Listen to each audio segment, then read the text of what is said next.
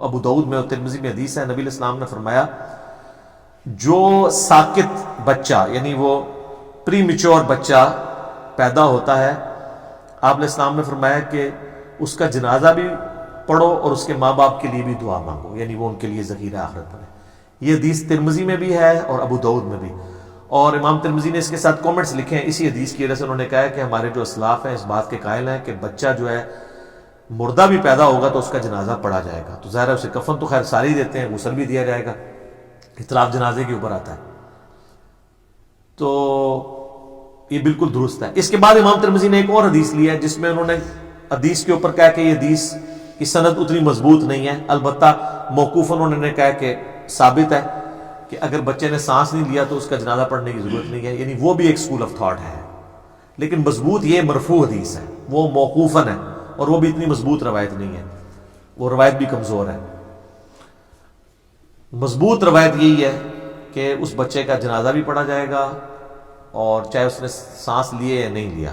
اور یہ سانس والا تو ویسے ہی انہوں نے بہانہ بنایا ہوا ہے، بخاری مسلم میں حدیث ہے کہ جب 4 مہینے گزرتے ہیں تو بچے میں روح پھونک دی جاتی ہے، تو وہ ڈلیوری سے پہلے 4 مہینے بعد بھی اگر ڈلیوری ہوتی ہے تو وہ زندہ تو ہوتا ہے، ووم آف دا مدر میں زندہ ہوتا ہے، ٹھیک ہے، باقاعدہ وہ حرکت کرتا ہے 4 مہینے کے بعد، یہ تو سائنس بھی تصدیق کرتی ہے۔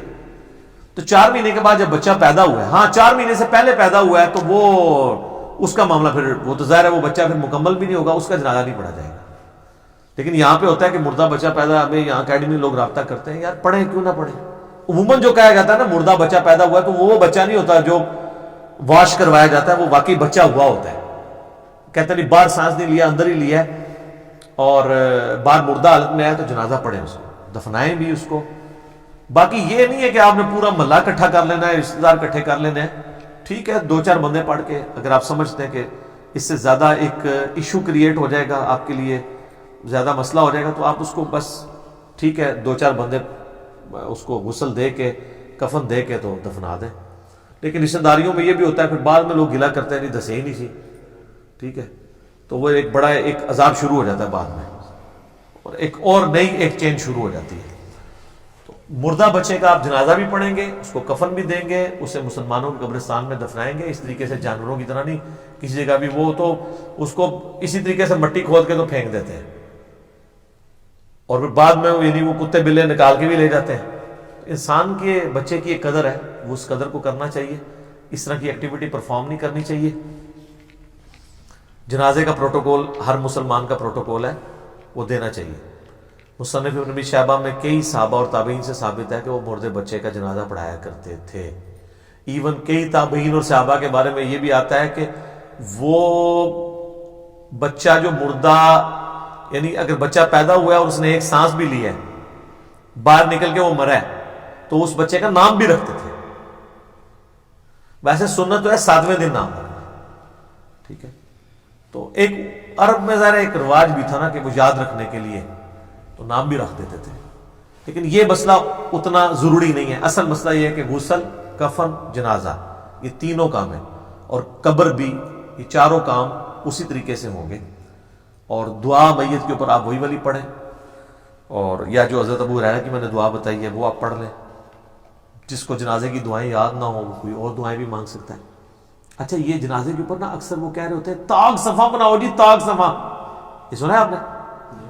طاق صفا، ان سے پوچھو یہ کہاں لکھا؟ وہ کہتے ہیں طاق اللہ کو پسند ہے، دیکھیں جی نمازیں بھی طاق ہے، اور جی وہ طواف کعبہ کے چکر بھی طاق ہے جی، 7 ہے، نمازیں 5 ہیں۔ اچھا نمازیں تو 5 ہیں لیکن فجر کے رکھتے بھی جفت ہیں، ظہر کی بھی جفت ہے، عصر کی بھی جفت ہے، عشاء کی بھی جفت ہے، صرف مغرب کی طاق ہے نا، تو جفت طاق سارے اللہ کے۔ البتہ یہ بات صحیح ہے، بخاری مسلم میں حدیث ہے کہ اللہ تعالیٰ وطر ہے اور وطر کو پسند کرتا ہے، یعنی اللہ کو طاق پسند ہے۔ اس کا یہ مطلب نہیں کہ جفت جو ہے وہ اللہ کو ناپسند ہے، یہ زیادہ پسند ہے، کیونکہ اللہ بھی آڈ ہے نا، طاق ہے۔ تو لوگ کہتے ہیں اس وجہ سے ہم طاق صفے بنواتے ہیں، چلے اگر کوئی اس وجہ سے بنواتا ہے وہ بالکل درست ہے، بشرطے کہ اگلی صفوں میں جگہ خالی نہ ہو۔ اب اگلی صفوں میں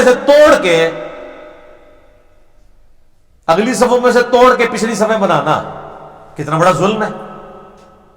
یہ تو اگلی صف میں اگر بندہ نہیں ہوگا تو پچھلی صف والوں کی تو نماز ہی نہیں ہوگی. اور یہ پلی لینا یہ بات غلط ہے. صحیح مسلم میں حدیث ہے, صحابہ کرام کہتے ہیں ہم نے نبی علیہ السلام کے پیچھے جنازہ پڑھا اور آپ کے پیچھے 2 صفیں تھی. مسلم شریف میں سر 2 صفوں والی حدیث موجود ہے. آپ نے تو 3 ہی توڑوا کے کروائی. ہاں کسی گراؤنڈ میں اگر آپ توڑوا کے کروانا چاہتے ہیں ایونلی پھر آڈ بنوائیں. یہ نہیں ہے کہ اگلی 3-4 صفیں جو ہیں وہ بڑی بڑی ہیں اور ان میں سے پھر آخری کو توڑ کے ایک اور چھوٹی سی بنا لی جائے. نہیں, پھر آپ ساری برابر کر کے تو آپ 5 کروا لیں اگر آپ نے کرنی ہے. بال یہ کوئی حصہ نہیں ہے. اس طریقے سے پبلک میں یہ بھی مشہور ہے کہ جی وہ عورت جنازہ نہیں پڑھ سکتی. صحیح مسلم میں ہے کہ حضرت عائشہ رضی اللہ تعالیٰ عنہ نے کہا کہ لا کے میرے حجرے کے باہر رکھو سعد بن ابی وقاص کی میت کو, میں نے اس کا جنازہ پڑھنا ہے. تو صحابہ ریلیکٹنٹ ہوئے تو انہوں نے کہا نبی علیہ السلام تو مسجد میں بھی جنازہ پڑھ لیتے تھے, تم کیوں ریلیکٹنٹ ہو؟ جائز ہے, پڑھ سکتے.